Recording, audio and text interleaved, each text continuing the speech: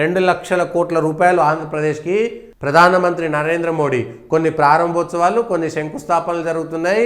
ఇవాళ ఆంధ్రప్రదేశ్లో రేపు భువనేశ్వర్లో ఉంటున్నారు, ఒరిస్సాలో ఉంటున్నారు. భువనేశ్వర్ అంటే ఒరిస్సా రాష్ట్రానికి పోతున్నారు.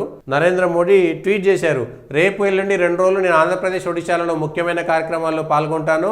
విశాఖపట్నంలో వివిధ అభివృద్ధి పనుల ప్రారంభోత్సవాలు, శంకుస్థాపనలో పాటు భువనేశ్వర్లో జరిగే ప్రవాసీ భారతీయ దివసంలో వేడుకల్లో పాల్గొంటాను. హరిత పునరుత్పాదక ఇంధనాలు, మౌలిక సదుపాయాలు వంటి అనేక ప్రాజెక్టులతో పాటు మరెన్నో ఇతర కీలక ప్రాజెక్టులను ప్రారంభించేందుకు విశాఖపట్నం ప్రజల మధ్య సమయం గడిపేందుకు నేను ఎదురు చూస్తున్నాను. నేషనల్ గ్రీన్ హైడ్రోజన్ మిషన్లో భాగంగా తొలి హబ్ అయినటువంటి NTPC green energy limited green hydrogen hub ప్రాజెక్టును శంకుస్థాపన చేయడం చాలా సంతోషకరమైనటువంటి విషయం.